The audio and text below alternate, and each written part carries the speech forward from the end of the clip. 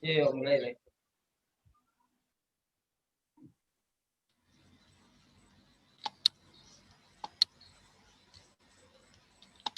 Kok Pak Usman terputih-terputih nampaknya.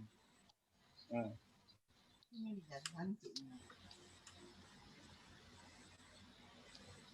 terputih-terputih sinyalnya Pak Usman. Oh, pun terputus-putus jaringan. Hah? Sama Pak, oh juga jaringan agak susah. Atau mulai sih Pak? Mulai. Pak Usman baru terhubung. Nah, Kalau lama ngambil saja itu betul. halo, Halo Pak, ya. halo, Gambarnya, halo, halo. halo Pak Usman, gambarnya hilang tadi. Mulai. Wah, Pak Usman. Yalah, Pak. Pak, baik, baik. Baik, bismillahirrahmanirrahim. Assalamualaikum warahmatullahi wabarakatuh. Waalaikumsalam warahmatullahi wabarakatuh.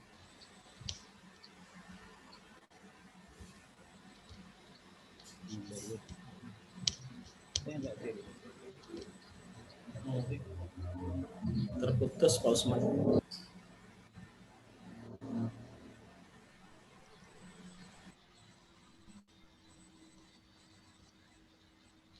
Oh, ini stabil. Hah? Apa?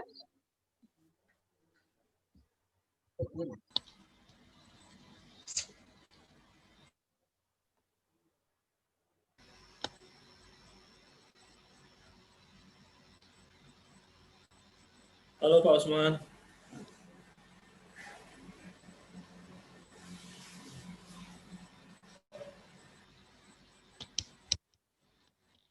Minta maaf Pak, alat terputus dulu ya.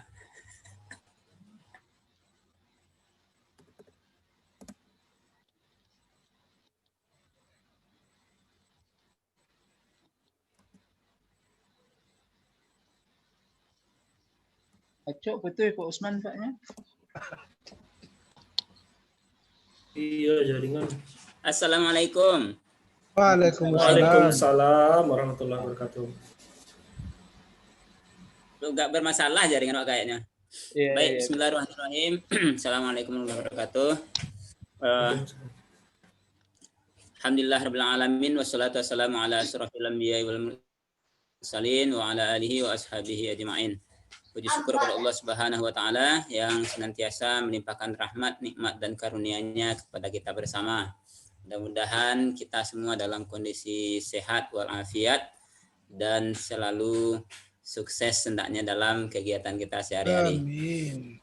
Syukur pada Allah Subhanahu. Salawat kepada Nabi Muhammad sallallahu alaihi wasallam, semoga tercurah buat junjungan alam yakni baginda Rasulullah sallallahu alaihi wasallam. Baik Bapak Ibu yang sama-sama terhormati, Pak Prof mungkin beliau agak terlambat sesuai informasi dari beliau tadi. Kemudian pemakalah Bapak Amul Husni, alhamdulillah makalahnya sudah di-share dan sudah sama-sama kita bisa lihat. Kemudian Bapak dan Ibu lokal PIB. Untuk menghemat waktu kita langsung saja kepada pemakalah Pak Amul Husni dengan tema pendidikan kesehatan jasmani dan keterampilan dalam Al-Quran. Pada Pak Amul Husni dipersilakan. Ya, terima kasih.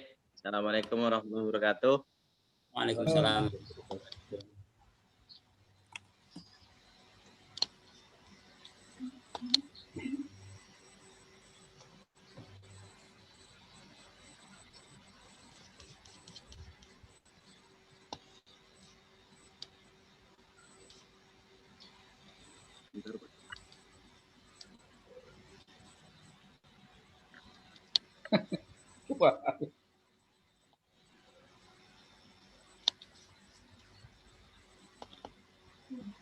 Sudah kelihatan belum, Pak?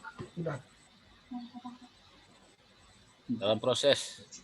Sedang loading.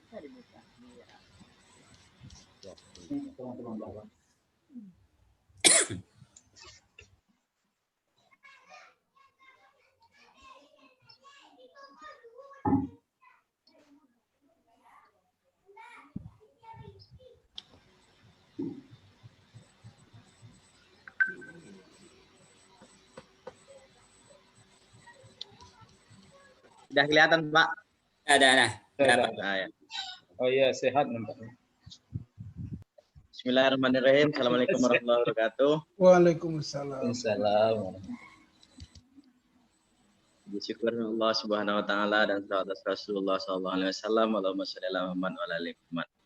Yang sama-sama kita hormati Bapak Profesor Rusdi LC.MAG sebagai dosen pengampu mata kuliah kita pendidikan dalam Al-Qur'an, dan Bapak Ibu yang berbahagia pada siang hari ini.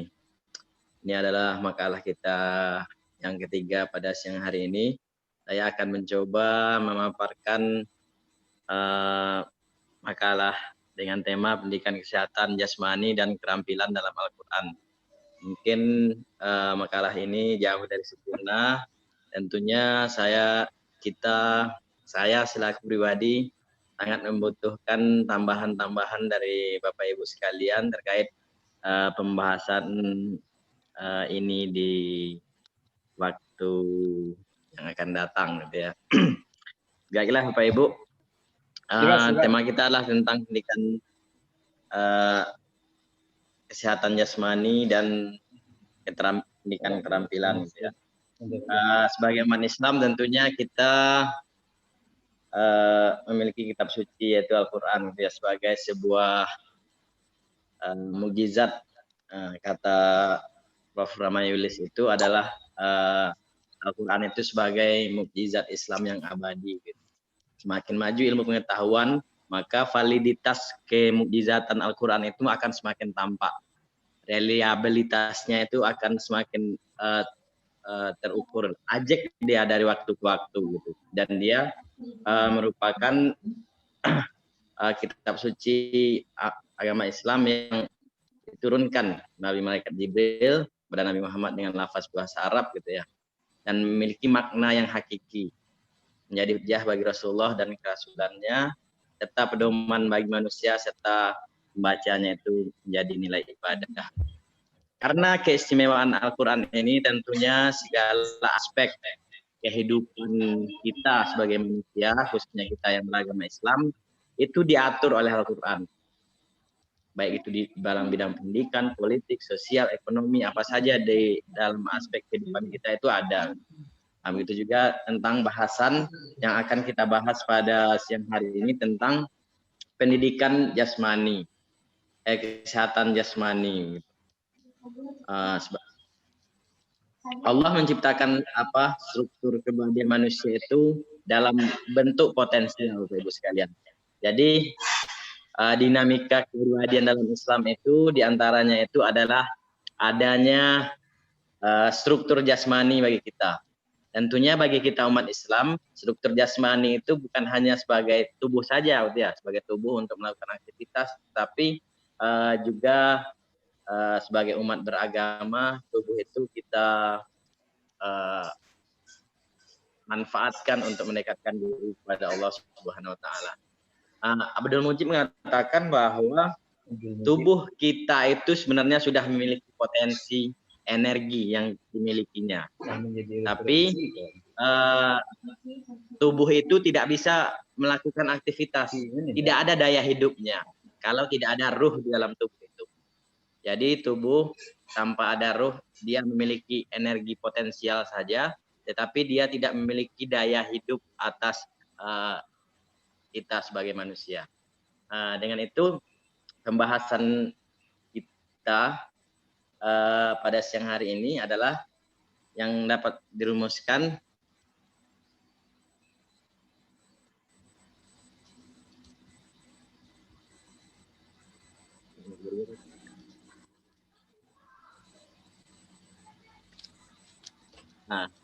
alat rumusan kita itu ada 6. Yang pertama, apa itu pendidikan jasmani, tujuan pendidikan jasmani, isyarat Al-Quran tentang pendidikan jasmani, dan pendidikan keterampilan, apa urgensinya, terus jenis-jenis keterampilan apa saja yang ada di dalam Al-Quran. Gitu ya. Tujuannya adalah untuk mengetahui apa yang di dalam rumusan tersebut.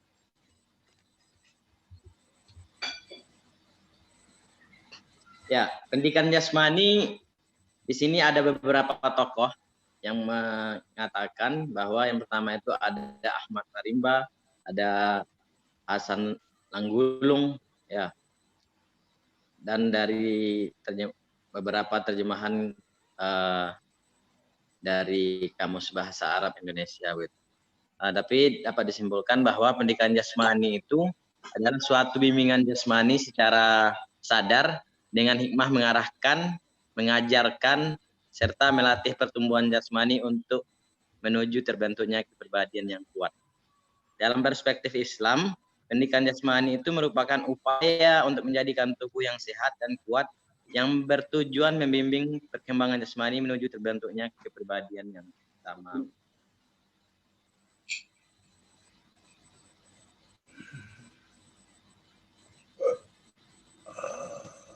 Terus, apa tujuan dari pendidikan jasmani itu sendiri?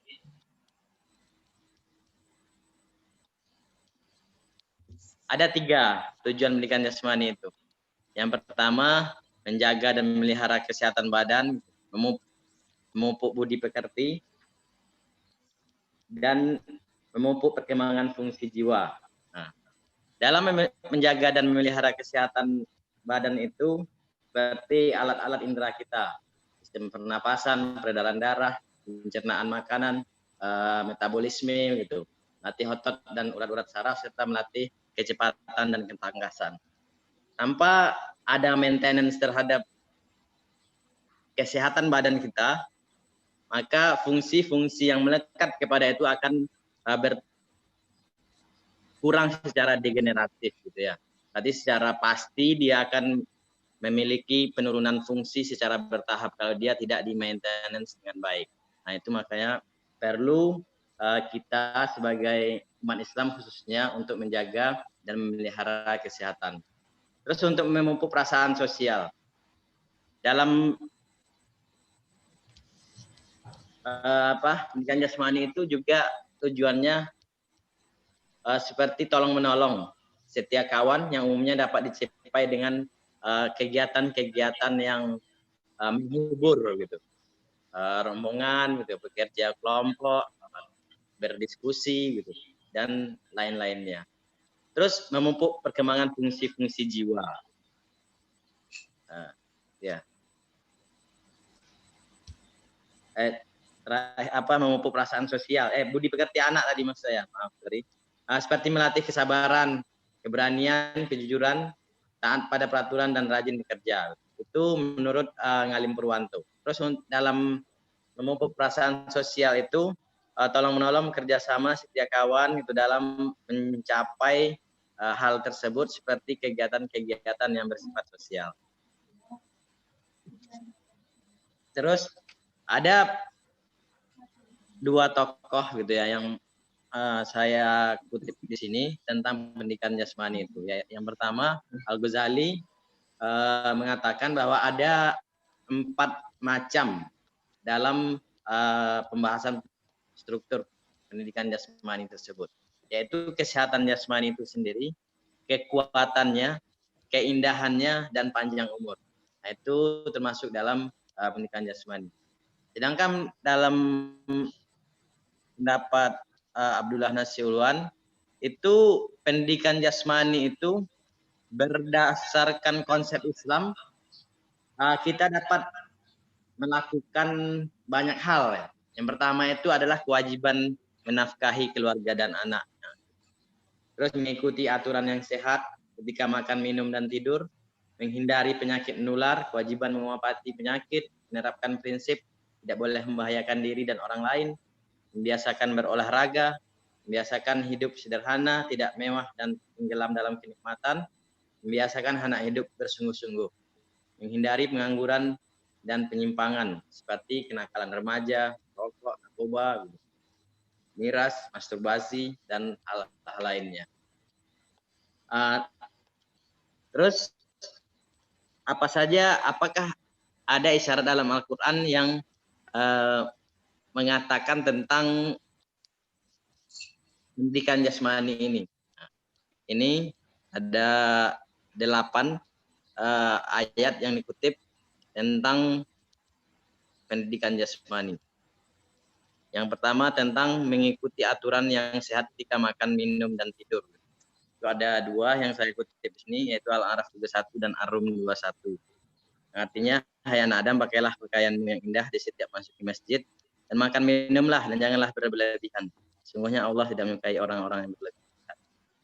Jadi, ini merupakan hal yang sangat penting dalam menjaga kesehatan, Bapak Ibu sekalian. Kesehatan itu merupakan hal yang sangat penting ya. Saya pribadi itu sudah 1 tahun ini tidak mengkonsumsi gula dan karbohidrat. Itu untuk menjaga kondisi tubuh. Sudah 1 tahun ini saya coba tidak mengkonsumsi karbohidrat dan glukosa terserap. Jadi ada 5 pilar yang saya jaga itu, terutama itu tidur ya, tidur yang berkualitas tentunya, minum, makan gitu, makan yang teratur dan melakukan intermittent fasting istilahnya, yaitu menahan makan untuk tidak makan setiap waktu gitu.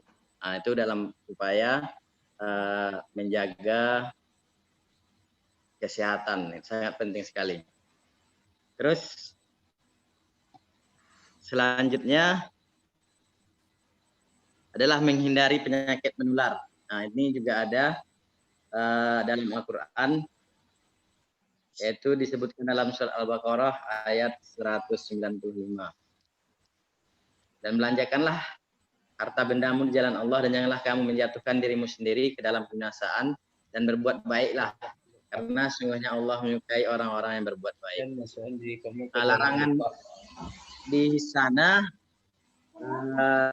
di ayat di atas memberikan peringatan kepada manusia untuk senantiasa memelihara dirinya dari sesuatu yang merugikan dan merusak dirinya, baik jiwa maupun jasmaninya.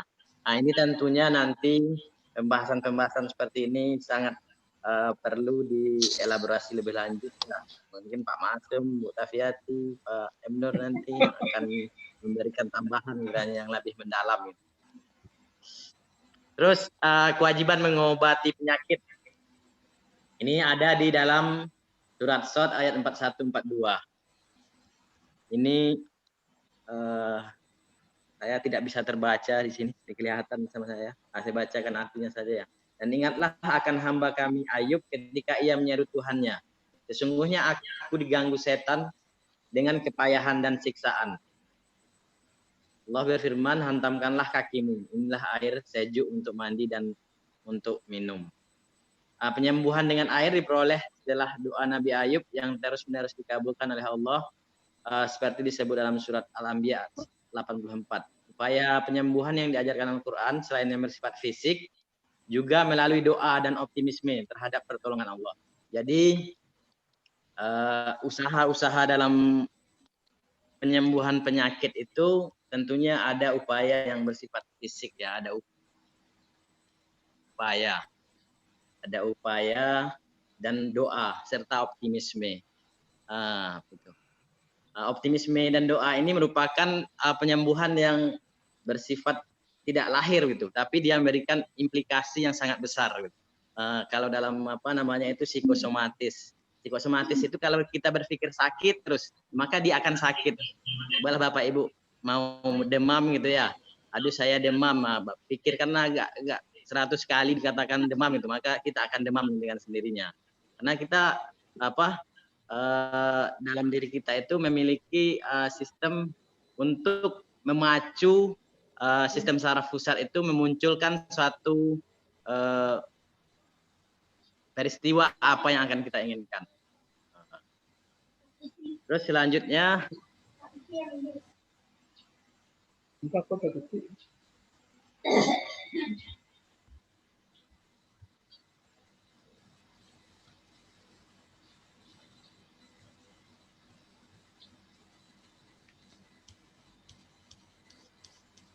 ayat Al-Baqarah ayat 57.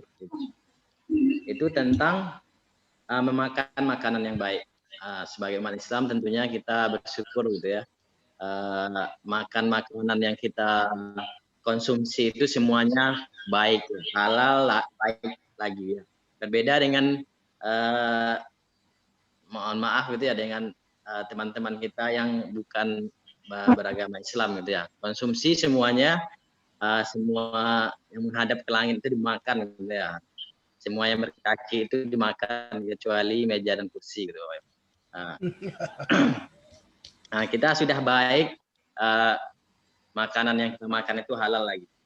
Prosesnya juga baik gitu ya. Jadi ini juga menjadi isu global gitu ya, tentang makanan-makanan yang baik ini, terutama makanan halal ya. Korea itu sudah ada halal tourismnya terhadap, tentunya ada upaya-upaya pemerintah global tentang bagaimana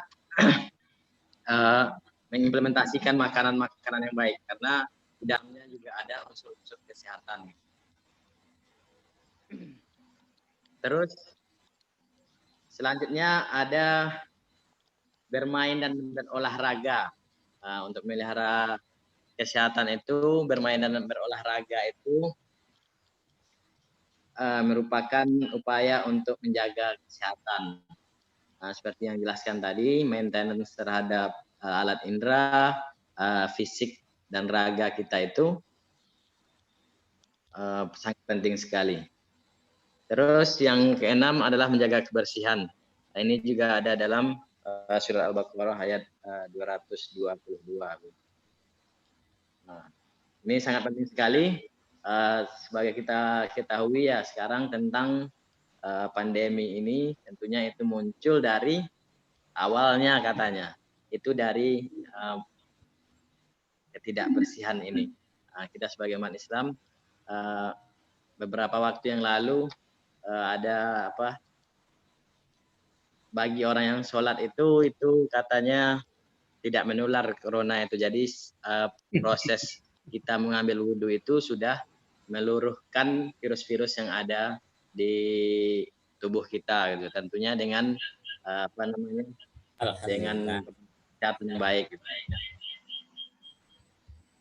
Terus kita masuk ke dalam keterampilan, yaitu pendidikan keterampilan. Pendidikan keterampilan di sini adalah dua perpaduan kata, yaitu tentang pendidikan dan keterampilan. Pendidikan keterampilan dalam perspektif Al-Quran itu adalah pendidikan jasmani dan rohani bagi setiap individu agar ia cakap dalam mengemban tugas sebagai khalifah di muka bumi dan mendekatkan diri dengan berbagai macam keahlian, sebagaimana yang telah dikisahkan oleh Al-Quran tentang kehidupan para rasul. Jadi apa sebenarnya urgensi dari pendidikan keterampilan itu? Yaitu ada dua, tentang efektivitas dan efisiensi. Dengan adanya keterampilan, maka suatu pekerjaan, suatu aktivitas yang dilakukan itu dia akan efektif dan efisien. Semakin tinggi tingkat keterampilannya, maka dia akan semakin efektif. Semakin tinggi tingkat keterampilannya, maka suatu pekerjaan itu akan efisien. Nah, hal ini juga sesuai dengan hadis gitu ya, bahwa agar setiap pekerjaan atau profesi harus dikerjakan oleh orang-orang yang terampil dalam bidang pekerjaan tersebut. Nah, dengan demikian Islam sangat menjunjung tinggi profesionalitas. Tentunya dalam keterampilan itu ada profesional, ada upaya yang yang maksimal dalam melakukan satu pekerjaan tersebut. Terus kira-kira keterampilan apa yang ada dalam Al-Quran gitu ya? Di sini ada setidaknya 5 yang saya tulis gitu. Mungkin Bapak Ibu yang ingin menambahkan, nanti saya sangat welcome sekali untuk menambahkan keterampilan apa saja yang ada dalam Al-Quran. Yang pertama itu keterampilan berperang. Itu ada dalam surat Ali Imran ayat 125. Ya, jika kamu bersabar dan bersiap siaga dan mereka datang menyerang kamu dengan seketika itu juga, niscaya Allah menolong kamu dengan 5.000 malaikat yang memakai tanda gitu ya. Dalam satu riwayat yang dikemukakan bahwa perang Badar kaum muslimin mendengar kabar bahwa Qars bin Jabir al-Muharibi memberikan bantuan kepada kaum musyrikin sehingga membimbangkan mereka. Maka Allah menurunkan ayat tersebut di atas sebagai penjelasan bahwa Allah memberikan bantuan berupa para malaikat. Ketika Qars mendengar kekalahan kaum musyrikin, dia membatalkan bantuannya. Dengan demikian Allah pun membatalkan bantuan dengan 5.000 malaikat. Terus terjadinya perang Badar itu menunjukkan bahwa untuk mempertahankan keyakinan umat Islam telah berperang dengan keterampilan dan strategi yang jitu. Begitu pula dengan perperangan-perangan lainnya. Kalau kita lihat dalam sebuah negara untuk di masa damai saja persiapan-persiapan menuju perang itu sangat banyak sekali. Ada intelijen di TNI, ada BAIS, ada polisi gitu ya, apa namanya istilahnya, pokoknya itulah saya kurang tahu. Ada banyak yang akan mendeteksi potensi-potensi yang akan terjadi gitu. Semakin jitu strategi yang dimiliki oleh satu kelompok gitu ya, maka dia akan menguasai perperangan tersebut. Terus selanjutnya keterampilan berbahasa. Ini tertera dalam Al-Qur'an ayat Asy-Syura ayat 7 itu menjelaskan, demikianlah kami wahyukanmu kepadamu Al-Qur'an dalam berbahasa Arab. Ini sepertinya enggak terpotong ya Bapak Ibu ya. Terpotong. Nah, itu ayat Asy-Syura ayat 7. Tentunya kemampuan berbahasa ini membuka cakrawala gitu. Cakrawala dunia dengan membaca sebagai jendela dunia, itulah yang ada dalam Al-Qur'an. Keterampilan yang sangat urgen sekali di masa sekarang ini ya. Dengan pandai berbahasa asing, semua kesempatan-kesempatan itu terbuka dengan lebar. Berbahasa Arab, bahasa-bahasa dunia, bahasa Inggris tentunya yang paling utama sekali bagi kita umat Islam. Tentunya bahasa Arab menjadi banyak kemungkinan yang akan kita dapatkan gitu ya, terutama dalam dunia pendidikan. Banyak beasiswa-beasiswa yang diberikan oleh pemerintah luar negeri. Syaratnya yang utama itu adalah TOEFL ataupun TOEFL ya. IELTS-nya itu 6,5 itu dimintanya itu. Itu juga ada di dalam Al-Qur'an bahwa sangat penting sekali bagi kita umat Islam khususnya untuk memiliki keterampilan berbahasa tersebut. Terus yang ketiga itu keterampilan mengembangkan daya nalar dan akal. Ini sepertinya juga tidak muncul. Nah, ini ada dalam banyak ayat di dalam Al-Qur'an. Menurut keterangan itu ada 13 kali dalam Al-Qur'an. Ini kita kutip ayat Al-Baqarah ayat 44. Ta'muruna nasa bil birri wa tansawna anfusakum wa antum tatluna kitab afala ta'qilun. Mengapa kamu suruh orang lain mengerjakan kebaktian sedang kamu melupakan dirimu sendiri, padahal kamu membaca Alkitab? Maka tidakkah kamu berpikir? Perbuatan manusia yang bertentangan dengan pengetahuannya dan bertentangan dengan perintah yang ia berikan kepada orang lain tidak akan timbul kecuali dari orang yang tidak lurus pemikirannya dan tidak matang akal. Jadi daya nalar ini perlu dikembangkan, khususnya kita sebagai umat Islam dalam konteks kekinian gitu ya. Karena di zaman dahulu kegemilangan Islam tentunya di ranah ilmu pengetahuan itu sudah tidak diragukan lagi. Tapi sekarang ilmuwan Muslim itu sudah di apalah istilahnya ya, sudah dikafirkan lah gitu ya. Musina itu siapa namanya dalam bahasa Barat? Ya, semua ilmuwan Islam itu dirubah namanya menjadi ilmuwan-ilmuwan yang tidak identik dengan kita umat Islam gitu ya. Kalau sudah mereka mengkafirkan ilmuwan-ilmuwan kita umat Islam, apalagi yang akan kita banggakan gitu ya. Nah, tentunya kesempatan ini yang harus kita kembangkan dalam saat sekarang ini. Terutama itu bisa kita kontekskan dengan industri 4.0 ini ya, tentang artificial intelligence gitu ya, Internet of Things dan lain-lainnya, itu muncul dari kita, bukan dari kita umat Islam, tetapi dari mereka-mereka yang bukan beragama Islam.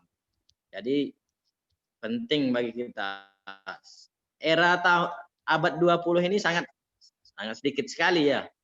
Ya, ada yang mendapat Nobel tapi tidak banyak. Paling cuman 1 atau 2% dari ilmuwan-ilmuwan dunia itu yang beragama Islam. Misalnya itu cuman dari mana? Dari Iran, dari Indonesia itu nggak ada mungkin ya, padahal kita sebagai umat Islam terbesar di dunia, 200 juta, wah banyak sekali. Banyak sekali. Satu provinsi kita, satu negara di Eropa itu. Nah, mereka menghasilkan banyak ilmuwan dari negara-negara, padahal kita memiliki sumber daya manusia yang sangat banyak sekali. Terus selanjutnya keterampilan berdagang. Nah, sebagaimana ini ada dalam Al-Quran surat Az-Zukhruf ayat 32. Sini juga tidak kelihatan, mohon maaf sekali Bapak Ibu, tapi di makalah ada. Kami telah menentukan antara mereka penghidupan mereka dalam kehidupan dunia. Kami telah meninggalkan sebahagian mereka atas sebagian yang lain, beberapa derajat, agar sebagian mereka dapat mempergunakan sebagian yang lain.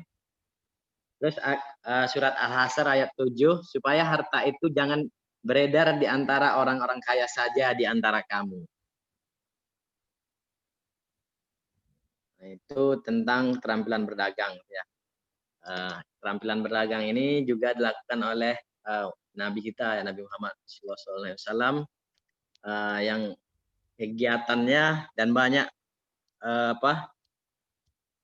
sahabat gitu yang melakukan kegiatan berdagang ini. Karena memang dengan berdagang ini kita dapat membangun pondasi ekonomi yang sangat kuat sekali ya. Karena potensinya hanya melalui itu. Kalau dengan kegiatan-kegiatan rutin ya seperti pejabat, udah kalau tidak korupsi ya nggak kaya ya Pak Ibu.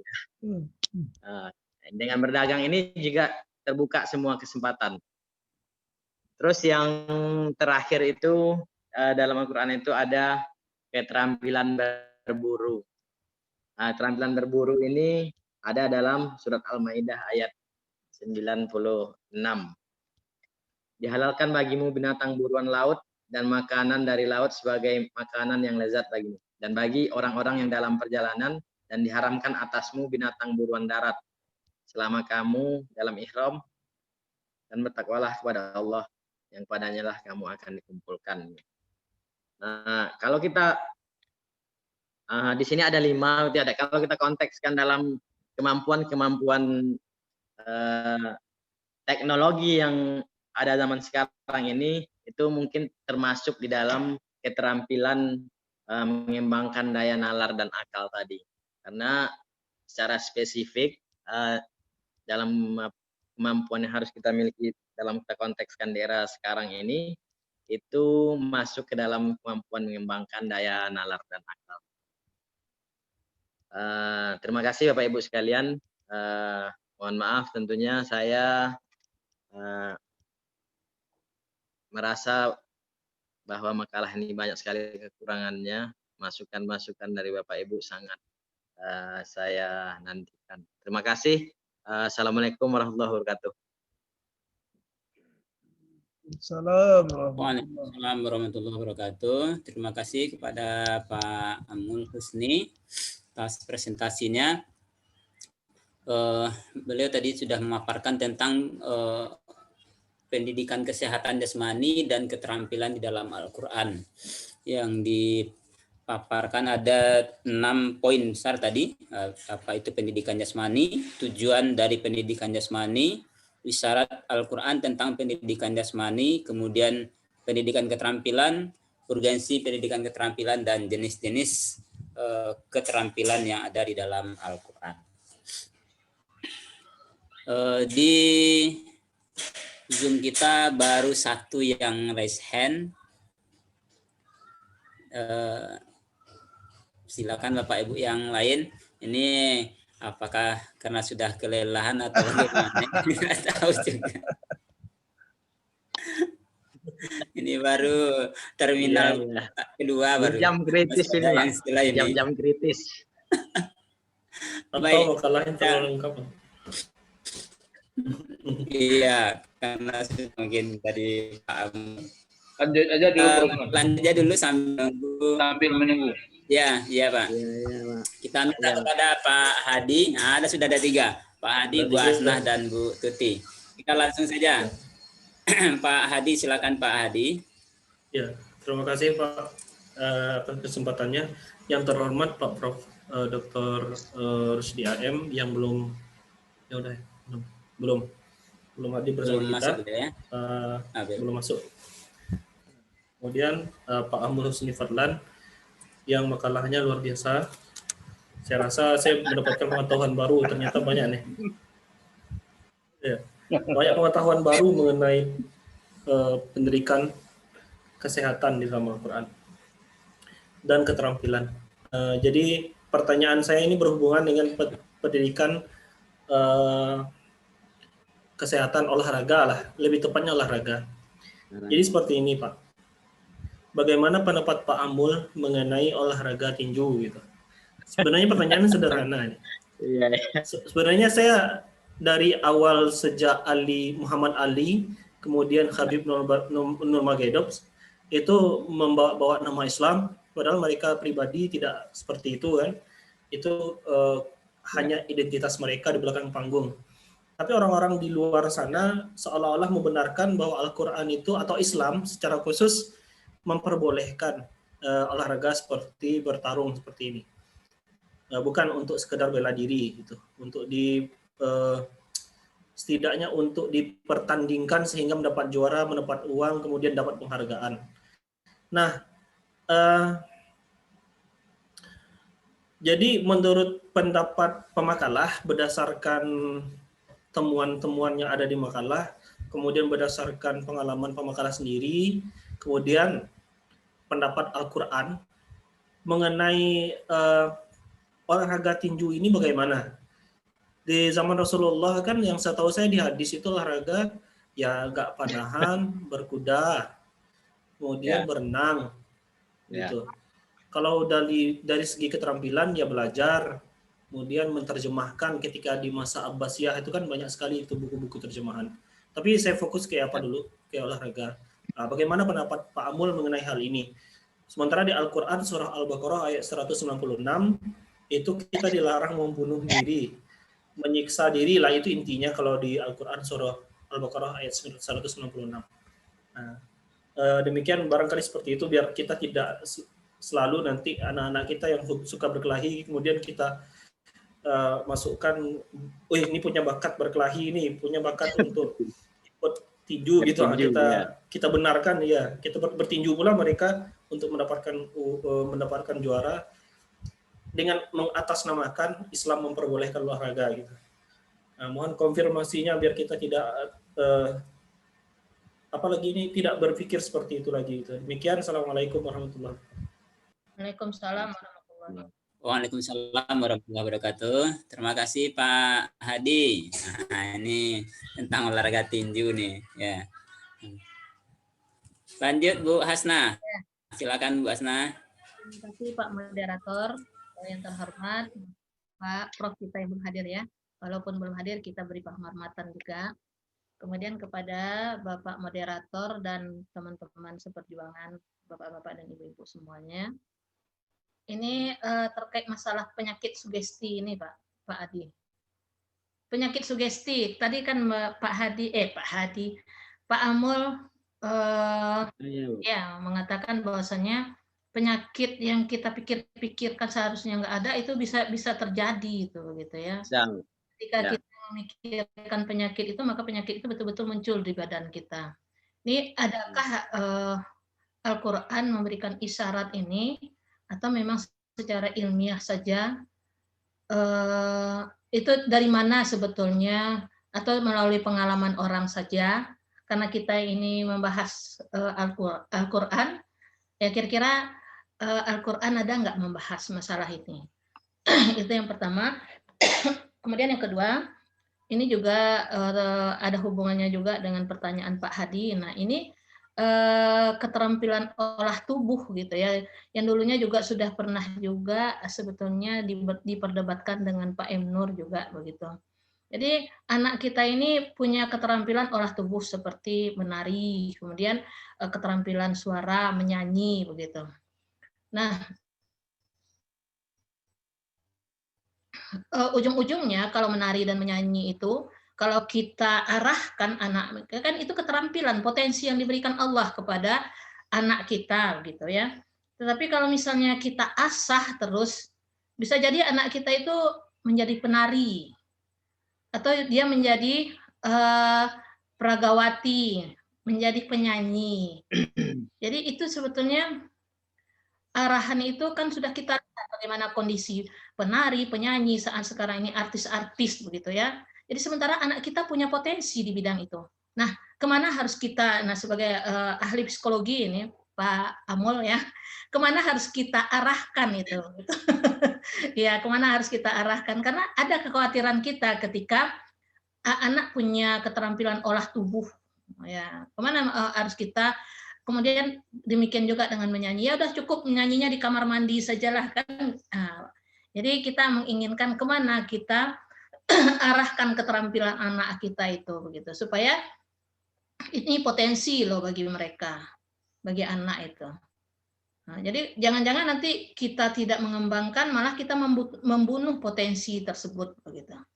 Jadi bagaimana pandangan Pak Amul, kemudian bagaimana pandangan ke psikologi. Demikian Pak Moderator. Assalamualaikum warahmatullahi wabarakatuh.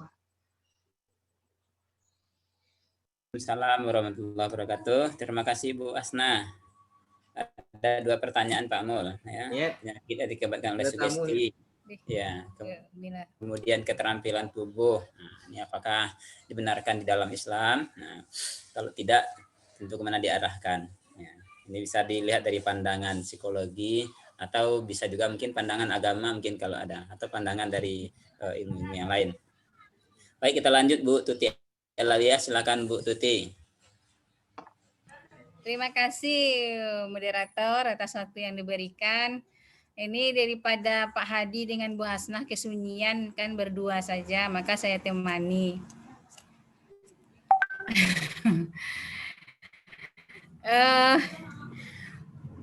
Tadi saya mendengar ada penjelasan dari yang terhormat Bapak Profesor, kemudian teman-teman seperjuangan, terutama yang terkhusus Pak Amul Husni Fadlan sebagai pemakalah pada hari ini. Sebetulnya kalau saya baca makalah, karena sudah dijelaskan semuanya, sepertinya tidak ada lagi yang mau ditanyakan. Tetapi itu tadi saya harus ikut berpartisipasi lah, menemani Pak Hadi sama Bu Hasnah itu kan. Yang pertama sekilas saya sampai tadi mendengar pemakalah mengatakan pendidikan akal dan nalar ya. Jadi saya ingin penjelasan lah apa perbedaan akal dengan nalar ini. Iya. Itu yang pertama. Yang kedua, salah satu keterampilan itu berenang gitu ya, termasuk juga olah jasmani. Nah, berenang di samping untuk kesehatan secara pribadi gitu ya. Nah, karena perkembangannya ya dinamikanya juga mengalami dinamika perkembangan, renang ini juga menjadi profesi gitu kan. Nah, bukan hanya kaum Adam, cuma juga kaum Hawa. Nah, kalau di dalam Islam itu tentu berenang juga menutup aurat. Nah, kalau kita lihat pakaian renang yang umum dipakai itu kan, itu tentu mempertontonkan aurat yang selama ini. Nah, kalau yang muslimah ikut juga, apalagi dilombakan gitu kan, nah, itu pakai pakaian yang utuh gitu kan, tertutup semua, itu agak berat itu pakaiannya. Nah, sehingga kalau dilombakan cenderung kalah itu ya, karena ada beban berat ketika dia harus berenang. Itu yang kemudian kalau renang ini dijadikan profesi gitu ya. Nah, idealnya seorang muslim itu profesi yang digelutinya itu bermanfaat untuk dirinya dan bermanfaat bagi orang banyak. Nah, kalau Pak Hadi tadi menanyakan masalah tinju gitu ya. Nah, gimana kira-kira kalau cabang-cabang olahraga ini yang notabene itu manfaat lebih banyaknya untuk diri sendiri, itu dijadikan profesi, di mana profesi ini biasanya kan dilakoni seumur hidup gitu. Nah, bagaimana menurut pemakalah? Terima kasih. Kembalikan kepada moderator. Assalamualaikum warahmatullahi wabarakatuh. Waalaikumsalam warahmatullahi wabarakatuh. Terima kasih Bu Tuti. Pak Usman. Dan Pak Maksum, oke. Baik, silakan Pak Maksum. Ada tambahan dari Pak nanya. Silakan Pak Maksum. Assalamualaikum warahmatullahi wabarakatuh. Pak Prof. Rusdi yang sama kita hormati sudah hadir bergabung dengan kita. Kemudian Alhamdulillah. Selamat datang Pak Amul sebagai pemakalah. Kemudian moderator Pak Usman dan teman-teman penggiat ilmu, mudah-mudahan ini jalan jihad kita kepada Allah. Tadi sudah dipaparkan tentang pendidikan jasmani dan keterampilan dalam perspektif Al-Quran, pendidikan Islam ya. Islam. Di dalam hubungan tadi juga sudah digambarkan oleh Pak Amul bahwa dengan hubungan antara kesehatan jasmani, pendidikan jasmani, kesehatan jasmani dan kesehatan rohani itu sepertinya nggak bisa dipisahkan. Tadi ada istilahnya psikosomatik. Saya pernah dengar dulu 50% dari kekuatan medisin itu terletak pada perasaan. Kalau sudah perasaan yang sudah kena, nggak usah makan pil lagi, obat lagi. Kenapa? Karena ada 50% yang terhindar. Itu ada yang berpendapat begitu. Oleh karena itu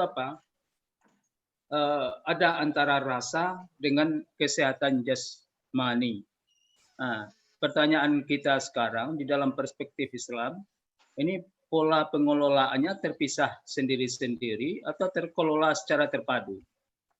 Kita lihat ini salat saja itu bisa kita lihat dari dimensi rohani, tapi juga bisa kita lihat dari dimensi jasmani, dari sudut waktunya, dari sudut gerakannya, dari sudut termasuk juga kalau berjamaah lagi apalagi begitu. Jadi oleh karena itu mungkin ini perlu kita lihat lebih jauh. Ini pembinaan atau pendidikan jasmani itu sesuatu yang terpisah, sesuatu hal yang terpisah atau bahagian dari ibadah itu sendiri. Walaupun mungkin ada cabangnya seperti tinju tadi yang ditanyakan, ada cabang baru, saya kira di Pariaman itu bisa digelar itu Pak Ibnur, manjat olahraga manjat. Ini yang kurang di padahal itu penting itu.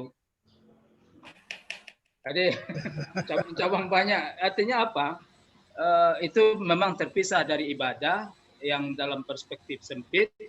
Nah, tapi saya kira banyak ibadah kita, katakanlah menutup aurat, kan itu kan sepertinya ibadah ansih.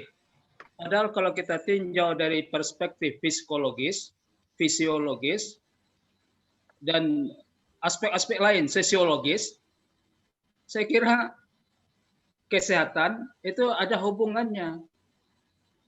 Mengapa wanita lebih banyak tertutup? Karena banyak yang halus. Kalau laki-laki ini terbuka aja semua hampir enggak masalah. Kira-kira ada bahagian secara psikologis dan secara fisiologis, fisik-fisiknya, dan bahkan juga sosiologis, aspek masyarakatnya.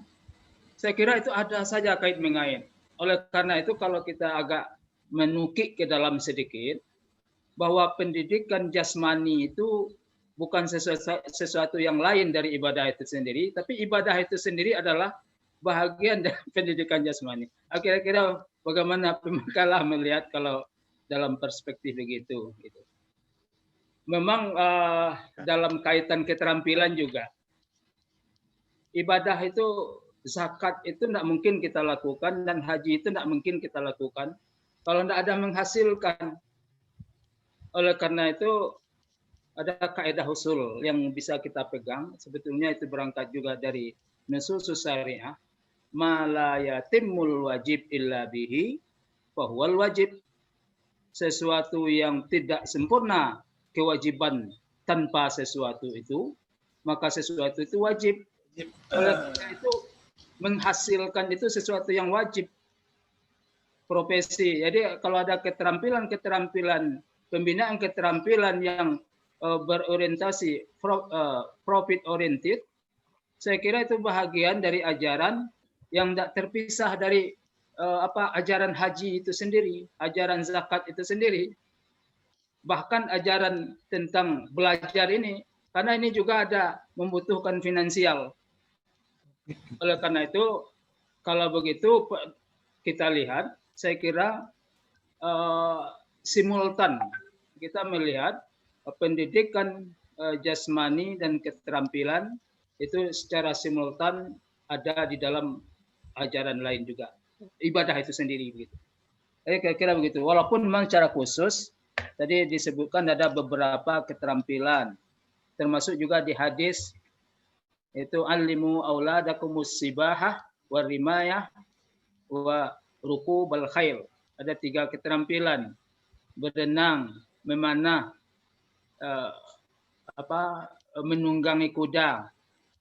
Tapi kalau kita lihat dari sudut jenisnya, ini mewakili nih. Itu berenang pasti di air, tidak ada di darat orang yang berenang. Ini pasti wilayahnya. Dari sudut mewakili, yang saya maksud mewakili. Kemudian ruku bal khail, itu berkendaraan. Kendaraan tentu tidak hanya keledai, tapi juga pesawat dan seterusnya. Jadi ada mewakili. Saya kira kalau hadis ini dirubah menjadi lebih umum, itu semua keterampilan, itu kira-kira. Jadi barangkali ini hanya sekedar menambah sharing saja dengan Pak Amul. Terima kasih. Terima kasih, Pak.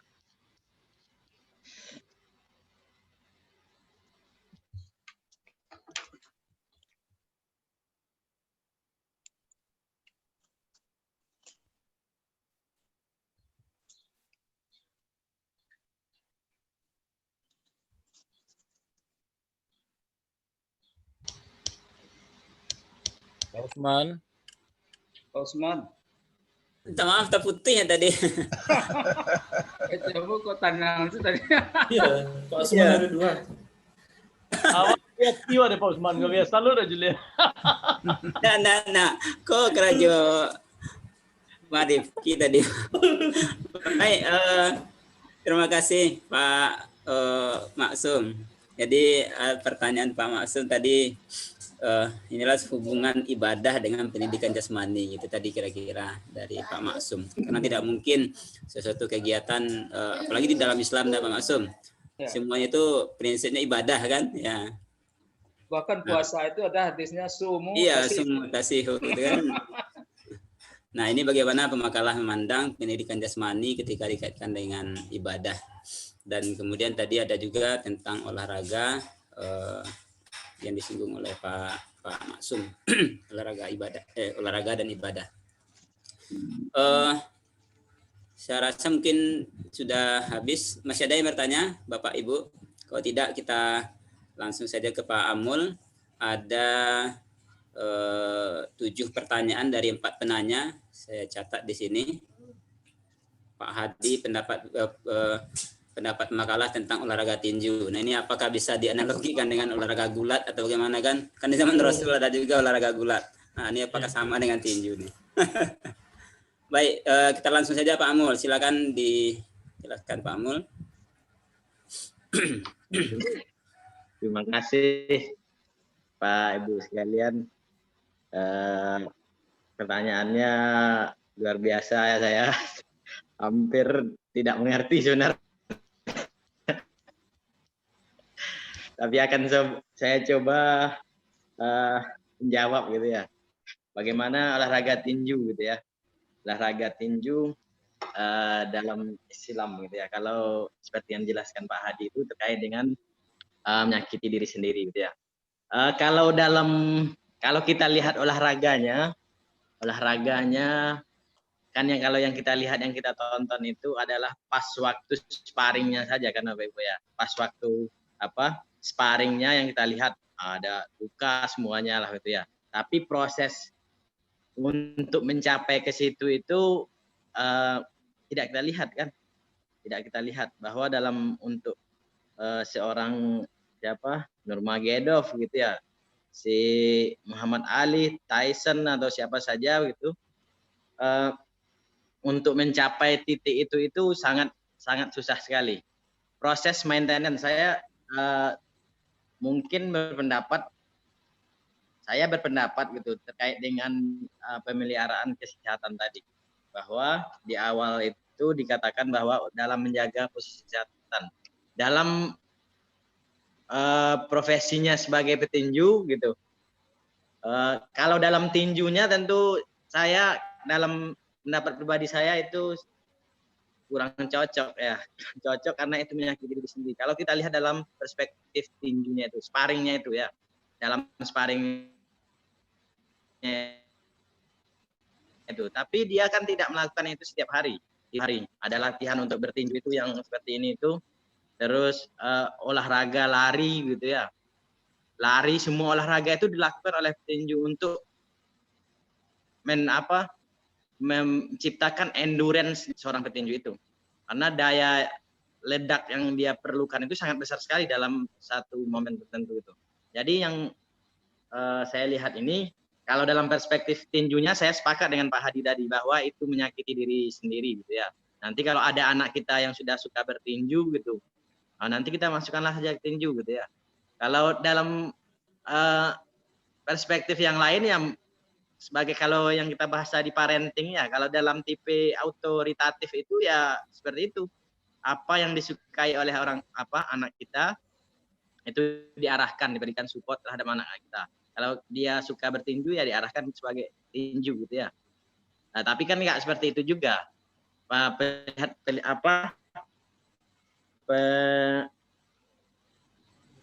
Pencermatan minat dan bakat itu tidak semudah itu kita karena dia suka kita sekolahkan dia ke situ gitu ya. Nggak seperti itu juga karena prosesnya panjang sekali Bapak Ibu. Kalau Ibu tahu butuh proses psikodiagnostik yang sangat panjang untuk melihat minat dan bakat seseorang ya, terkait itu.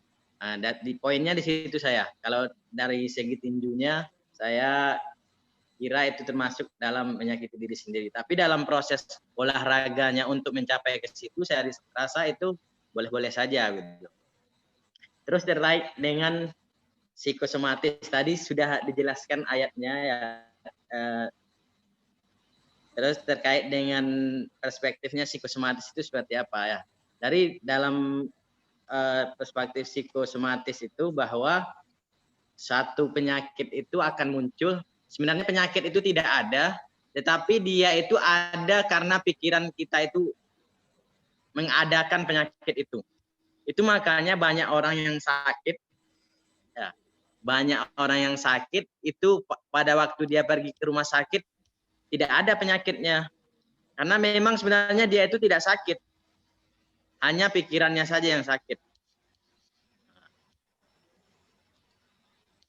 Dan usaha-usaha tentang psikosomatis tadi itu dijelaskan dalam ayat yang telah kita jelaskan tadi, bahwa ada usaha ya, usaha untuk memelihara kesehatan kita, dan doa dan usaha tersebut. Nah, dalam psikosomatis itu, dalam penyembuhan itu perspektifnya ada dua ya. Yang pertama itu belief ya, kepercayaan kita untuk menyembuhkan penyakit itu, dan yang kedua itu adalah otoritasnya itu sebagai seorang penyembuh penyakit. Kalau tidak ada otoritas terhadap orang yang menyembuhkan penyakit itu, tidak bisa sembuh penyakit itu, karena kita tidak akan terbangun belief kita terhadap orang tersebut gitu.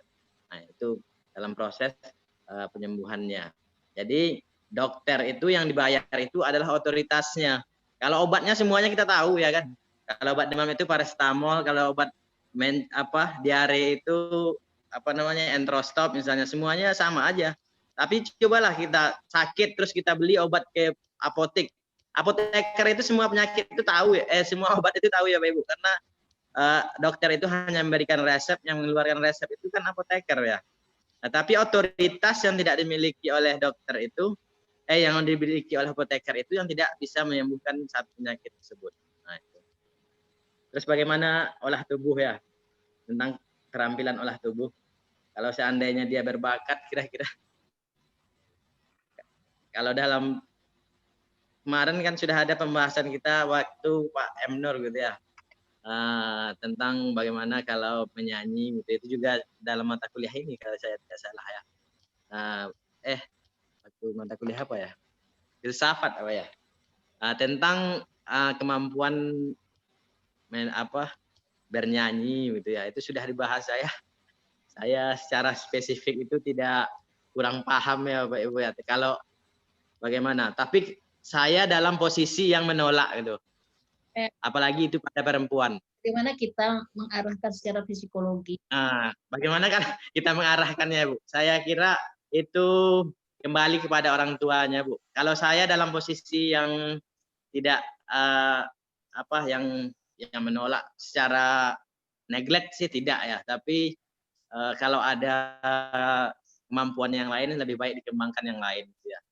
Nah, seperti berenang gitu ya. Kalau perempuan itu nggak mungkin pakai jilbab berenang, nggak menarik lagi orang nonton ya. Nggak menarik lagi kan. Berenang walaupun dia menutup aurat, kalau berenang itu ya tetap pakaiannya itu ketat sekali, Bu. Saya mungkin gimana ya saya menceritakannya ya, nanti nggak enak ya.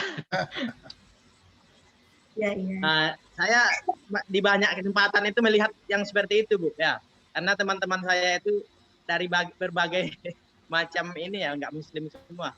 Saya dulu satu kelas itu hanya sepertiga yang muslim. Jadi hal-hal yang seperti itu ya saya rasakan bagaimana posisi saya itu sebagai seorang muslim gitu. Itu memang agak sulit bagi kita gitu. Memang agak sulit. Karena kalau kita lihat teman-teman kita, ya kita iri jadinya, Bu. Kemampuan mereka itu memang baik-baik sekali. Kemampuan bernyanyi mereka yang Nasrani itu luar biasa. Mungkin nggak ini. Karena mereka itu ya bernyanyi setiap minggu ya. Bernyanyi, belajar musik, alat-alat musik semuanya. Semuanya bisa memiliki keterampilan mereka. Mereka itu sangat talented, Bu, pada kemampuan ini. Teman-teman saya itu main gitar, main suaranya bagus-bagus sekali. Kemampuan berpikirnya itu sangat sangat bagus. Tapi memang mereka seperti itu gitu ya. Tapi agamanya nggak ada mengarahkan sebagai syaratnya. Ya. Gimana, Bu? Ya karena ada memberikan rambu-rambu. Kalau kita kan banyak rambu-rambu dari agama kita. Ya. Saya dalam posisi yang seperti itu. Bahwa kalau keterampilan yang mempertontonkan aurat lah gitu ya, saya dalam posisi yang agak tidak setuju lah gitu ya. Tapi kalau dalam perspektif psikologi Ibu tanya ya Ibu harus mendorongnya kalau memang itu menjadi, tapi itu kembali kepada orang tuanya juga. Tetapi orang tua dalam posisi yang seperti apa ya? Apakah dia permisif terhadap itu gitu? Apakah dia suportif atau tidak gitu? Itu saya kira itu bisa dibicarakan ya. Pembicaraan antara orang tua dan anak itu adalah solusi terbaik gitu ya. Meskipun itu susah dilakukan gitu ya. Apalagi orang tua yang zaman dulu ya. Kalau yang muda-muda oke lah. Orang kedekatan emosional bondingnya itu dekat gitu. Tapi seumur saya itu dengan orang tua saya itu jarang berbicara. Jadi keputusan-keputusan itu ya memang sulit ya. Seperti yang dijelaskan pada pertemuan sebelumnya tadi bahwa anak itu bisa menjadi musuh. Memang itu. Saya di satu momen dalam hidup saya itu dengan orang tua itu ya waktu usia remaja itu diantar sekolah itu saya sudah nggak mau. Ngapain sih diantar saya sekolah gitu. Karena memang jaraknya itu sangat jauh sekali. Orang tua yang memiliki anak remaja itu paling tidak memiliki rentang usia 20 sampai 25 tahun. Nah, berapa gap usianya gitu ya. Nah, yang pasti pemikirannya itu juga jauh berbeda. Nah, kalau dalam perspektif psikologisnya itu tadi saya berikan, Bu. Tergantung pada ibu. Kalau memang itu mau dituruti ya turuti. Kalau mau dilakukan tes minat bakat itu lebih baik ya, lebih baik, Bu. Karena tidak mahal kok. Paling ya di bawah 1 juta lah ya. Kalau angka ya lebih, tapi itu sangat bermanfaat sekali, Bu. Karena saya memiliki teman itu orang tuanya itu kaya, Bu ya. Kayanya itu ya kaya lah, Bu. Dia itu masuk ke fakultas kedokteran karena orang tuanya ini sanggup gitu, dia suruh anaknya itu untuk masuk ke situ. Masuk ke situ, kuliahlah anak ini. Nggak lama, cuma 3 bulan, orang tuanya itu menghabiskan 800 juta hanya 3 bulan dia anak itu sekolah gitu. Akhirnya anak itu disuruh tes minat bakat, terus akhirnya pindah ke teknik sipil gitu. Ya enggak mubazir juga kan uangnya sebanyak itu kalau sudah tamat S3 itu kalau soalnya itu, Bu ya. Dia baru S1 gitu. Nah, jadi itu. Kalau parentingnya tadi otoritatif gitu terhadap anaknya, seperti itu. Gitu. Nah, tapi diselesaikan dengan baik. Sebaiknya dilakukan tes minat bakat pada anaknya. Itu terkait dengan Ibu Tuti juga tadi mungkin ya. Terkait dengan Ibu Tuti tadi tentang olahraga berenang itu. Kalau mana akan diarahkan. Sebaiknya dilakukan tes minat bakat, Pak Ibu ya. Di Padang itu ya ada. Kalau di Pasaman ini ya nggak ada, belum ada, Bu. Di Padang itu sudah banyak yang melakukan tes minat bakat gitu ya. Ya diadakan di Pasaman nanti. Ya terus saya setuju dengan pendapat Pak Masum tadi ya bahwa dalam Islam itu kegiatan-kegiatan ibadah itu dia itu pengelolaannya itu terpadu antara jiwa dan raga, bahwa kegiatan-kegiatan ibadah dalam Islam itu ada manfaat kejasmaniannya dan ada istilahnya menghasilkan gitu ya. Dalam ibadah itu ada juga produktivitas untuk mencapai kegiatan ibadah tersebut. Pengelolaannya ya terpadu, saya rasa bahwa dalam kegiatan-kegiatan pengelolaan jasmani itu untuk mencapai kegiatan tersebut merupakan dalam rangka pengelolaan jiwa dan raga. Dalam tubuh yang sehat terdapat mensano in corpore sano gitu ya. Dalam tubuh yang kuat terdapat jiwa yang sehat gitu. Saya kira seperti itu. Untuk ayat-ayatnya, saya kira Bapak lebih pahamnya dari saya. Saya kira itu saja mungkin. Dari saya, kalau ada yang mau menambahkan silahkan Bapak Ibu sekalian.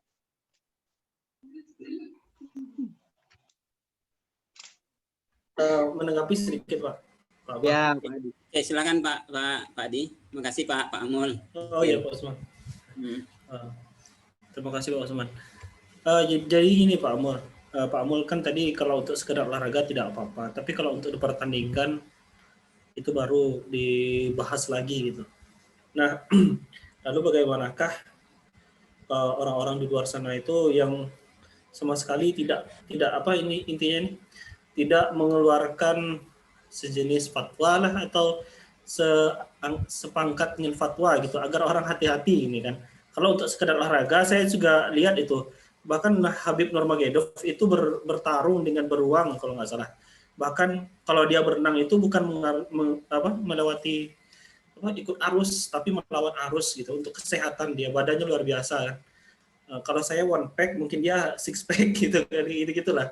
Nah, intinya seperti itu nggak apa-apa menurut Pak Amul tadi. Tapi kalau untuk olahraganya ini lah, yang dipertandingkan itu, Pak Amul bagaimana gitu? Ada nggak membaca hadis yang berkenan seperti itu atau ayat? Saya kembali lagi dari Pak Adi ya. Kembali lagi terhadap apa yang saya jelaskan tadi. Dalam olahraganya itu nggak apa-apa, tapi dalam posisi tinjunya itu, maksud saya itu bukan kompetisinya Pak Adi. Bukan pas kompetisinya itu, tapi dalam posisi sparringnya itu. Dalam apa, gimana ya saya menjelaskannya ya. Maksudnya karena saling menyakiti itu perspektifnya saya nggak boleh tadi Pak Adi. Bukan posisi turnamennya. Tapi posisi mereka saling menyakiti itu maksudnya. Ya.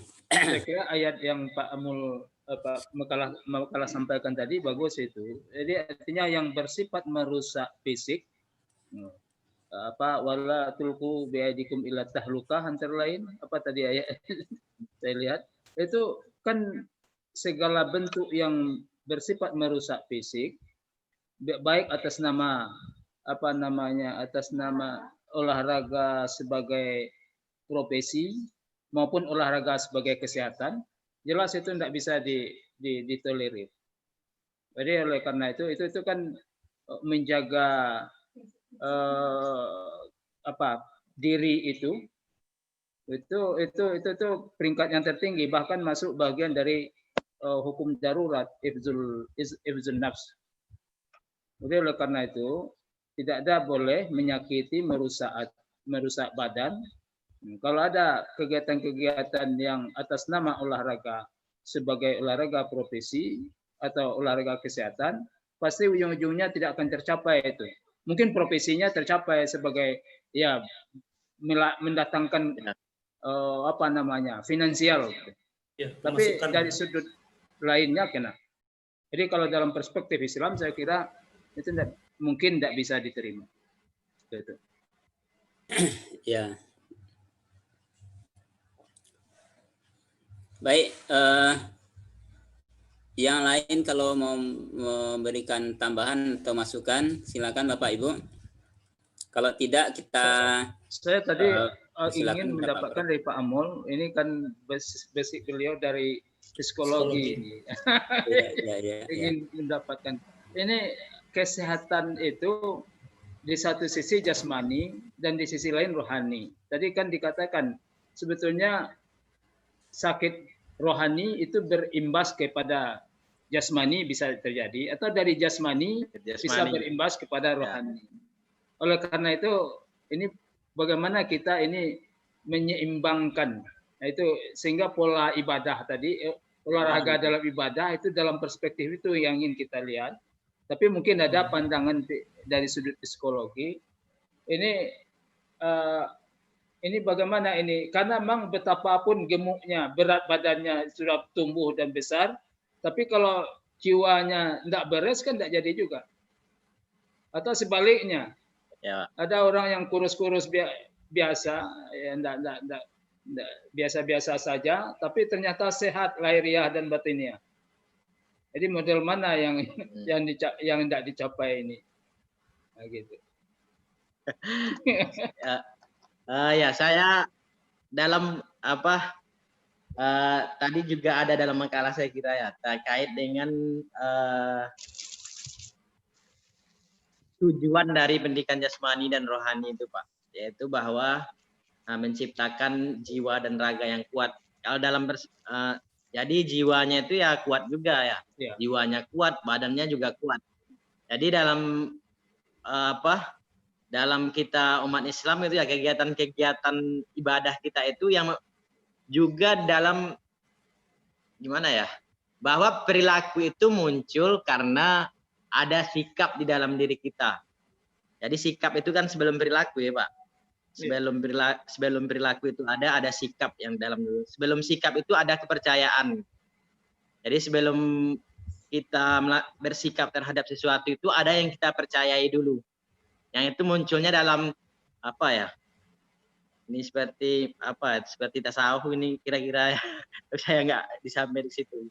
Bahwa dalam diri kita itu ada dua gitu ya. Kalau kira-kira kita berbicara, kita duduk sendiri gitu Bapak Ibu ya.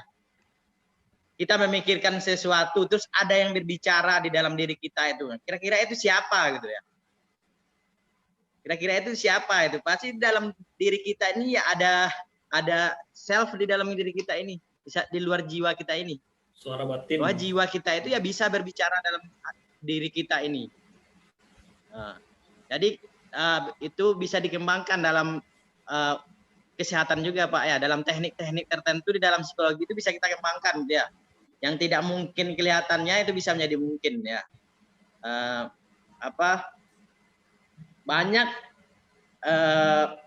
pengobatan, banyak peristiwa-peristiwa kesehatan yang kalau kita lihatkan secara sains itu tidak mungkin terjadi. Tidak mungkin itu bisa terjadi. Misal seperti kasus AIDS, kanker gitu ya. Itu kan sampai sekarang belum ada obatnya ya. Tapi ya ada saja orang-orang yang memiliki kepercayaan tertentu itu yang sembuh dari penyakit itu dengan sempurna gitu. Jadi itu bahwa menjaga jiwa kita itu tetap optimis itu penting juga untuk kesehatan jasmani kita. Jadi berpikir positif itu adalah inti dari kesehatan jasmani ya. Kalau semuanya sudah punya orang aja kita pikirkan, gimana kita nggak sakit ya? Oh si Anu itu sudah membeli mobil lagi tetangga kita. Si Anu itu tunjangannya sudah naik gitu ya. Gimana kita nggak pusing? Dari situ aja sudah sakit kita Pak. Memikir itu karena ciri kita sakit ya. Meskipun tidak secara fisik kita sakit gitu. Tapi pikiran kita itu sakit. Nah inilah yang akan memunculkan sakit kita secara jasmani gitu.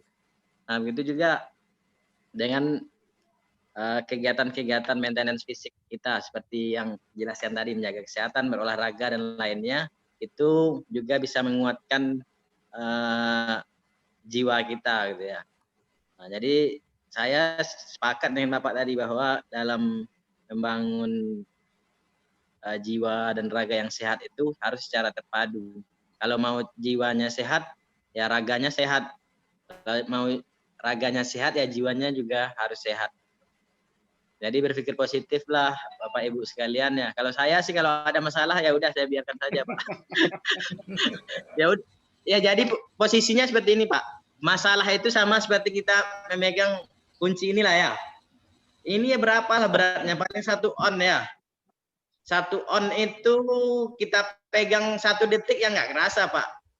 Coba kita pegang 1 jam, kita pegang 1 hari, kita pegang 10 hari, kita pegang setahun, kira-kira bisa nggak megang kunci yang 1 on ini gitu ya? Ya nggak bisa Pak. Masalah itu ya seperti itu gitu. Masalah itu seperti itu. Kalau masalah yang kecil kita tahan saja, satu waktu itu meledak, tiba-tiba stroke, pecah pembuluh darahnya gitu ya.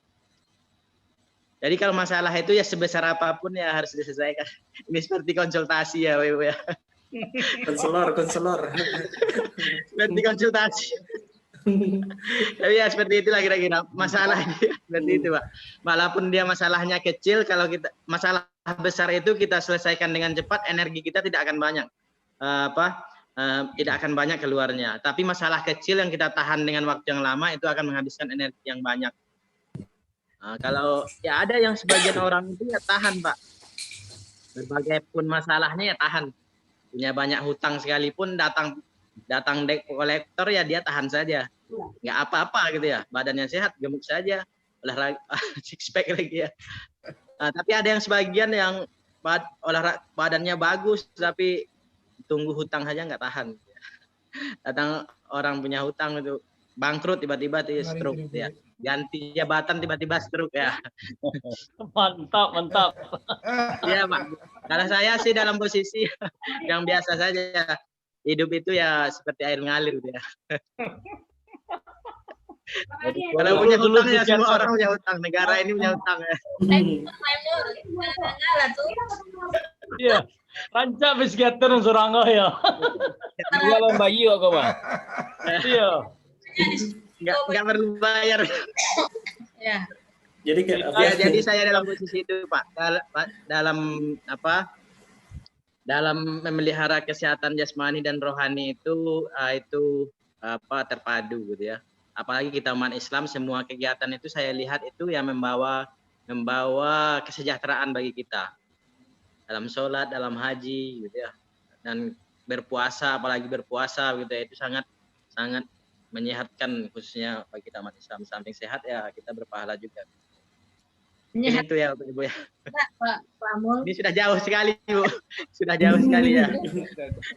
ya terima kasih Pak Amul Teguh.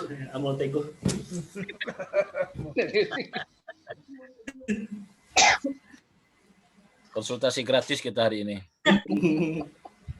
Amul Teguh. Ini karena kesehatan jasmani Pak ya. Kesehatan jasmani dan rohani. Ya, terima kasih Pak Usman.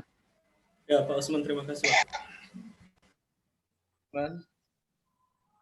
Nah, Pak Usman larinya.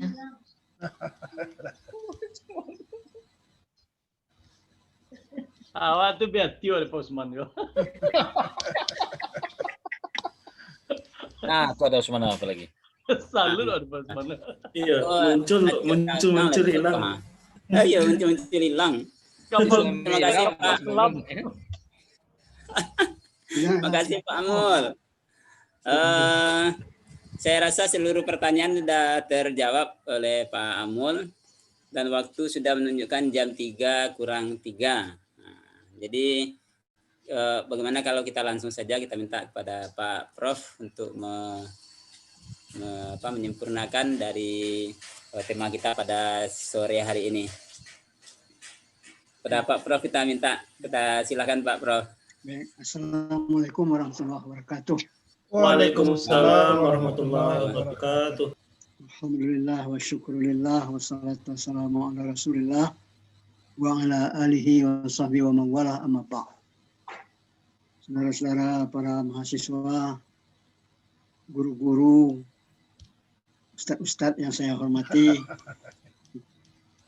terima kasih kepada moderator dan pemakalah, dan juga kepada saudara-saudara yang telah memberikan andil yang besar sehingga diskusi ini berjalan alot dan santai. Ya. Saya melihat bahwa memang di dalam agama, begitu juga dalam bangsa kita ya, antara kesehatan jasmani dan rohani itu memang tidak bisa dipisahkan. Malah di dalam lagu Indonesia Raya itu bangunlah jiwanya, bangunlah badannya, itu kan. Jadi dikatakan oleh Pak Maksum itu malayatimul wajibu ila bihi bahwa wajib ya, itu kan. Sesuatu yang wajib kalau tidak terlaksana kecuali dengan itu hukumnya juga wajib. Nah, memang di dalam silabus ini tidak disebutkan secara eksplisit kesehatan rohani, tapi memang begitulah bahwa kesehatan rohani tidak bisa dipisahkan dari kesehatan jasmani atau kesehatan jasmani tidak bisa dipisahkan dari kesehatan rohani.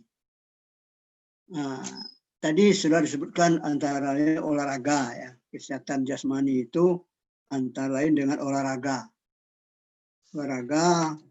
Namun yang paling penting olahraga itu tidak olahraganya, tapi juga niatnya kan, niatnya. Bahwa kalau kita berolahraga dengan niat yang baik karena Allah Subhanahu wa taala untuk mencapai kesehatan itu merupakan sudah ibadah kata para ustadz itu ya. Oleh sebab itu ini perlu, dan tadi ada olahraga yang dianjurkan oleh Nabi itu ya, tapi itu kan kondisional sifatnya. Kondisional sifatnya. olahraga yang lain tentu, misalnya tadi disebut dengan berenang, kita tidak mungkin semuanya bisa berenang ya. Artinya tidak semua alat itu tidak mungkin kita dapati. Tapi mungkin olahraga yang sesuai lah, olahraga yang sesuai dengan situasi kita. Namun yang jelas jangan olahraga bagaimana guru-guru itu memberikan motivasi bahwa olahraga itu yang harus diperhatikan moralnya, etikanya, pakaiannya itu kan, pakaiannya dengan pakaian yang sopan. Olahraga itu bagaimana juga olahraga kita mempraktekkan di Solo itu ada kolam renang syar'i ya, kolam renang syar'i.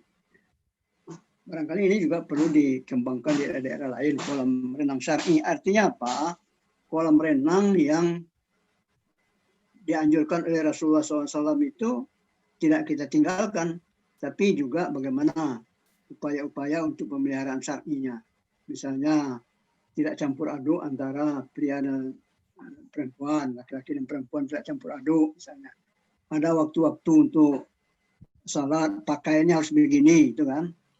Pakaiannya harus begini. Dan juga tempat salatnya ada itu kan ketika menjadi bagian daripada MUI, ini komisi fatwa ya. Nah, itu kami dalam di Solo itu ada kolam renang syar'i. Ya, kolam renang syar'i. Kemudian kalau kita perhatikan juga bahwa kesehatan jasmani itu tidak hanya dari olahraga itu, tapi juga hal yang berhubungan dengan makanan itu, makanan dan minuman. Makanan dan minuman. Kalau kita singkat mungkin MAMI ya, makanan dan minuman. Ini berpengaruh ini. Kulu mimma fil ardi halalan thayyiba. Bagaimana mengkonsumsi makan-makan yang halal lebih baik. Tidak mengkonsumsi hal-hal yang dapat merusak jasmani atau juga merusak rohani. Misalnya menghindari alkohol misalnya.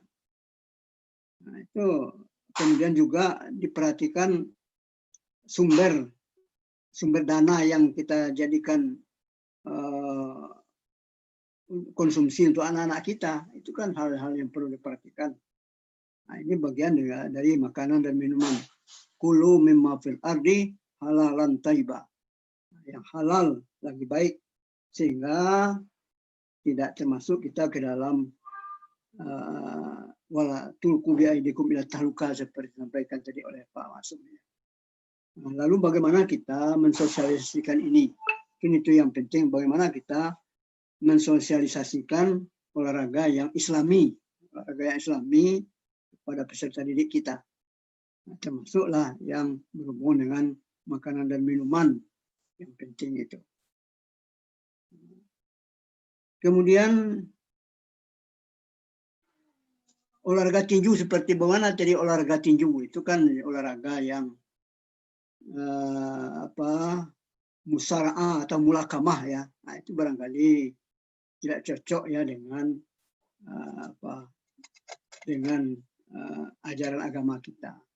Karena bisa merusak, malah ada yang mati karena tinju itu ya.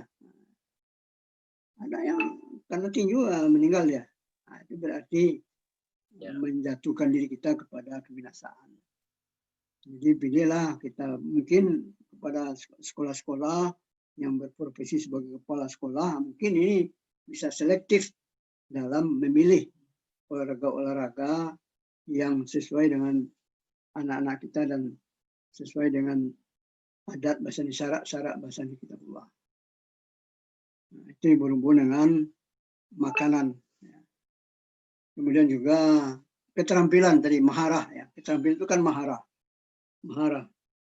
Maharah itu keterampilan. Nah, misalnya di keterampilan berbahasa itu, bagaimana kita supaya anak-anak itu berbahasa misalnya tidak kari ke dalam ya. Artinya hanya paham saja dia, kalau orang bicara dia paham. Tapi dalam keterampilan berbahasa itu ada maharatul kalam, ada maharatul istima', ada maharatul kitabah dan sebagainya itu keterampilan. Begitu juga misalnya dengan ibadah ada keterampilan ibadah ya. Nah, mungkin dalam di kuliah kita praktek ibadah ya. Nah, ini juga ibadah itu juga berdampak kepada olahraga ya. Berdampak kepada kesehatan jasmani dan kesehatan rohani ya. Misalnya salat seperti yang tadi disampaikan.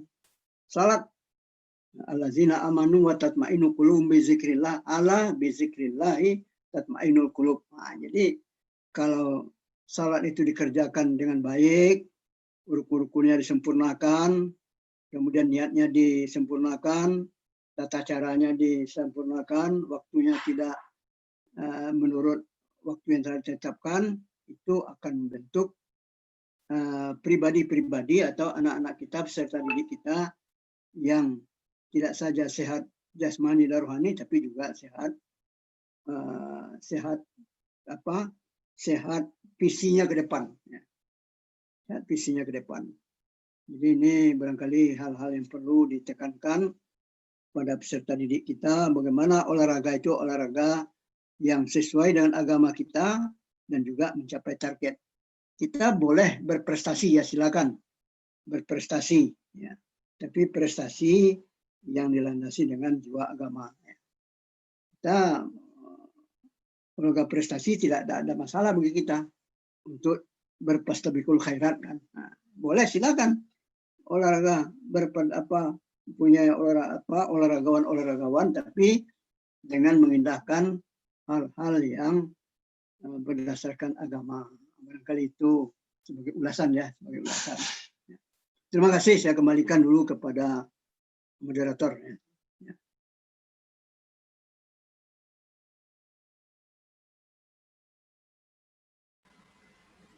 Pak Usman. Kalau lahan yang tuh Pak Usman tentulah lain. Kalau tagang Pak Usman. Saya mana jaringan siang. Pak Usman. Pak Usman dulu boleh. Lado Pak Usman Pak, lado tuh. Mudah hilang itu olehnya Pak Usman. Aduh Pak Usman. Lah ya do Pak, jaringan koyo. Ada ilmu gaib Pak Usman. Nggak kok gini nggak nampak gambar dong Pak. Awak suaranya nampak juga Pak. Itu jaringan laptop yang lalele. Itu dari pagi mungkin Pak. Lain nampak Pak Usman nampak. Pak Usman. Langsung saja Pak Usman.